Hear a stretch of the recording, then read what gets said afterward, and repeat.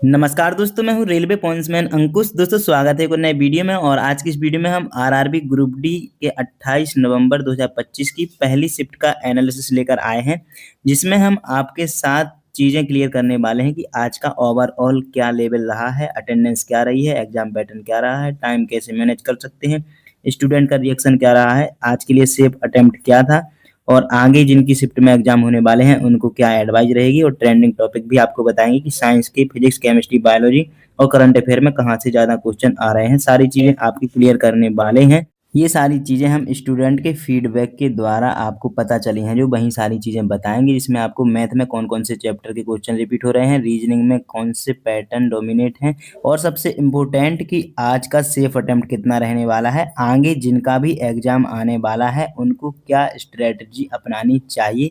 साथ ही हमने नीचे आपको जो फिजिक्स के, ये बायोलॉजी के और केमिस्ट्री और करंट अफेयर की चीज़ें लिखी हैं, ये भी आपको बताएँगे कि कहाँ से कैसे क्वेश्चन आ रहे हैं, किस टॉपिक से। सारी चीज़ों के बारे में बात करेंगे, तो चलिए शुरू करते हैं बिना किसी टाइम वेस्ट के।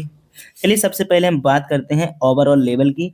तो कल जैसा कि मैंने आपको बताया था कि ईज़ी टू मॉडरेट आया था कल की डेट में, लेकिन आज का जो बताया जा रहा है वो मॉडरेट से भी कम, मतलब ज़्यादातर ईज़ी क्वेश्चन ही पूछे गए हैं। तो आज के पेपर को हम ज़्यादातर ईज़ी मान के चलेंगे। कल से जो कल तीनों शिफ्ट हुई थी, उनके मुकाबले आज की शिफ्ट काफ़ी ज़्यादा ईज़ी बताई जा रही थी।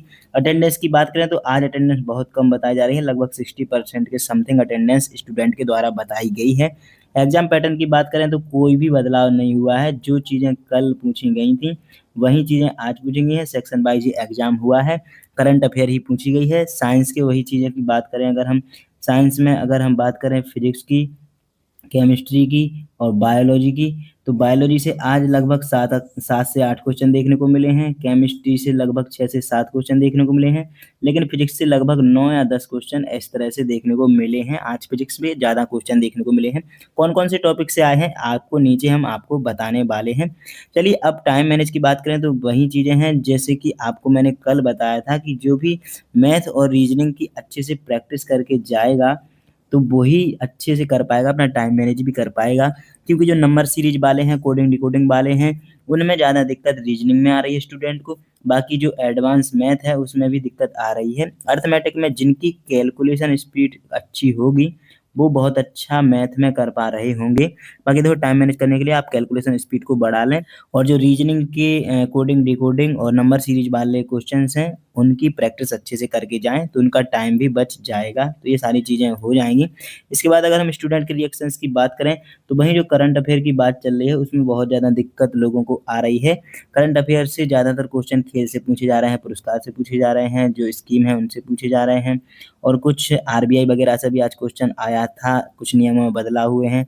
फुटबॉल और क्रिकेट से क्वेश्चन आए हैं, पुरस्कार में पद्मश्री पूछा गया था क्रिकेट के मामले में। बताएँगे आगे, हमने चीज़ें लिखी हुई हैं। तो स्टूडेंट का रिएक्शन सिर्फ उन्हीं का था जिन्होंने करंट अफेयर लास्ट 6 से 8 महीने की पढ़ी है, वो ही अच्छा करके आ रहे हैं। मैंने कहा था पहले भी कि स्पीडी की एक बुक ले लो और लगभग जनवरी से लेकर जो अगस्त तक की बुक अभी आई है लेटेस्ट, उसको लेके अच्छे से पढ़ लो, सारी चीज़ें उसी से आ रही हैं। और करंट अफेयर में लगभग 6 से लेके 10 क्वेश्चन तक आप अटेम्प्ट कर लोगे, जो भी इस बुक से पढ़ के जाएगा या फिर कहीं से भी जनवरी से अगस्त तक की करंट अफेयर पढ़ के जाएगा। बहुत बेसिक सवाल आज के पूछे गए हैं। आज की अगर हम सेफ अटेम्प्ट की बात करें, तो सबसे पहले अगर हम बात करें मैथ की, इसके बाद बात करेंगे हम रीजनिंग की, इसके बाद करेंगे हम साइंस की और फिर करेंगे हम करंट अफेयर की। तो करंट अफेयर में वही समझ लो 6 से लेके 10 तक अटेम्प्ट स्टूडेंट कर रहा है। साइंस में 20 अच्छे से अटेम्प्ट कर लेगा जो पढ़ के गया होगा, लेकिन मिनिमम 18 क्वेश्चन अटेम्प्ट आराम से कर सकता है क्योंकि न्यूमेरिकल्स भी इसमें आए हैं।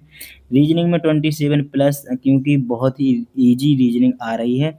मैथ में 21 प्लस मान के चलो, मैथ ज़्यादा कैलकुलेटिव है लेकिन बहुत ईजी मैथ भी बताई जा रही है आज की शिफ्ट की।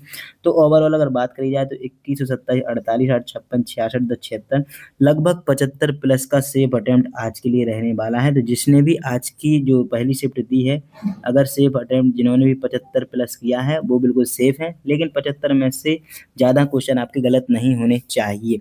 आगे की शिफ्ट के लिए एडवाइस यही है कि जितनी भी चीज़ें हैं मैथ और रीजनिंग की, प्रीवियस ईयर के क्वेश्चन को जो प्रैक्टिस करके जाएगा पीवाईक्यू की, उनको कोई भी मैथ रीजनिंग में दिक्कत नहीं आएगी। साइंस में जिन्होंने अच्छे से नोट्स बनाए होंगे या फिर जिन्होंने सारा सिलेबस कंप्लीट करके अच्छे से रिवीजन करके गए होंगे, उनको कोई दिक्कत नहीं आने वाली है। करंट अफेयर में मैंने आपको जैसे कि बता दिया है कि 6 से 8 महीने पुरानी करंट अफेयर ही आ रही है, 2025 से ही ज़्यादातर आ रही है। लोग बता रहे हैं कठिन है क्योंकि जो पढ़ते नहीं हैं उनको कठिन लगती है, लेकिन लास्ट 8 महीने की ही करंट अफेयर आ रही है और ज़्यादा बाहर से और ज़्यादा डीपली कुछ क्वेश्चन पूछे जा रहे हैं 4-5, तो उनको अवॉइड करने के लिए ही वो क्वेश्चन पूछे जाते हैं। तो ये सारी चीज़ें हैं, साइंस में आपको बताएँगे कौन-कौन सी ट्रेंडिंग टॉपिक हैं। सबसे पहले ट्रेंडिंग टॉपिक की अगर हम बात करें तो यहाँ पे आ जाते हैं हम फिजिक्स में न्यूटन यानी न्यूटन के जो नियम हैं उनसे क्वेश्चन पूछे गए हैं। लेंस जो प्रकाश के अंदर आता है उससे क्वेश्चन पूछे गए हैं। इनर्शिया से भी क्वेश्चन पूछे गए हैं। जड़त्व से, मोशन यानी गति से भी क्वेश्चन आए हैं। तो एक आध आज का सवाल यूनिट एसआई सिस्टम पे भी आया था। वर्क एनर्जी पावर पे भी फिजिक्स से क्वेश्चन पूछे गए हैं और लगभग 9 से 10 क्वेश्चन आज की शिफ्ट में फिजिक्स से पूछे गए हैं। बायोलॉजी की बात करें तो सेल यानी कोशिका से क्वेश्चन पूछा गया है। टिश्यू से भी क्वेश्चन पूछे गए हैं। प्लांट टिश्यू से क्वेश्चन आज की डेट में आया था। प्रकाश संश्लेषण यानी फोटोसिंथेसिस से क्वेश्चन आया है। डीएनए से आया है। ग्लैंड ग्रंथि से भी क्वेश्चन आया है। हार्मोन्स से भी क्वेश्चन आया है। डिसीज, कई लोग कह रहे थे कि डिसीज एनसीईआरटी से हट गया है तो नहीं आएगा, लेकिन आज एक डिसीज से भी क्वेश्चन देखने को मिला है। अगली चीज अगर केमिस्ट्री की बात करें तो समीकरण से क्वेश्चन आया है। जो एसिड बेस्ड जो अम्ल क्षार लवण है इससे क्वेश्चन आया है। कार्बन से भी क्वेश्चन आया है। कांच प्रिज्म वाले चैप्टर से भी आया है। ठोस द्रव गैस से भी पूछा गया है। तो इस सारे चैप्टर से लगभग 6 से 7 क्वेश्चन केमिस्ट्री में आए हैं और लगभग 8 क्वेश्चन बायोलॉजी में आज के देखने को मिले हैं। अगर करंट अफेयर की बात करें तो आज क्वेश्चन बजट से देखने को मिले हैं। खेल में एक फुटबॉल से और एक क्रिकेट से देखने को मिला है। पुरस्कार पूछा गया था पद्मश्री क्रिकेट में किसी का। स्कीम पूछी गई है और आरबीआई के एक नियम में बदलाव के बारे में बात करी गई। तो इस तरह से करंट अफेयर आई है और आज की जो करंट अफेयर है वो फिर से लगभग जनवरी से लेके अगस्त तक की ही ज़्यादातर पूछी गई है और अप्रैल से लेकर जुलाई के बीच से ज़्यादा सवाल आ रहे हैं, तो इन पे आपको अप्रैल से जुलाई तक पे ज़्यादा फोकस करना है। बाकी जनवरी से अगस्त तक की आप बिल्कुल पूरी तरह से कंप्लीट करके जाओगे तो आपका अच्छे से एग्ज़ाम हो जाएगा। तो मैंने आपको बता दिया है कि सेफ अटेम्प्ट आपका 75 आज का रहने वाला है। बाकी देखते हैं सेकंड शिफ्ट में कैसे क्या बदलाव कुछ होता है या फिर नहीं। आज की इस वीडियो में यही थी सारी जानकारी। उम्मीद है कि आपको सारी चीज़ें अब समझ में आ गई होंगी और पता चल गया होगा कि साइंस में क्या पूछा जा रहा है। तो साइंस की ज़्यादा दिक्कत लोगों को हो रही थी। जो रीजनिंग और मैथ है वो आराम से सभी लोग करके आ रहे हैं। करंट अफेयर में थोड़ी दिक्कत हो रही है और साइंस में सारी चीज़ें अब क्लियर हैं। तो आप अच्छे से रिवीजन करके जाइएगा। बाकी 29 नवंबर को शायद कोई एग्ज़ाम नहीं है, तो 28 नवंबर की तीनों शिफ्ट का एग्ज़ाम का एनालिसिस हम शाम को आपको लेकर आएँगे रात के लगभग 10 से 11 बजे के समथिंग। तो चलिए दोस्तों, आज की इस वीडियो में इतना ही था। अगर वीडियो अच्छी लगी हो तो चैनल को सब्सक्राइब भी कर लेना, वीडियो को लाइक कर देना और अपने दोस्तों के साथ शेयर भी कर देना जिनका एग्ज़ाम आगे आने वाली शिफ्टों में रहने वाला है। चलिए फिर मिलते हैं अगली वीडियो में, तब तक के लिए नमस्कार, धन्यवाद।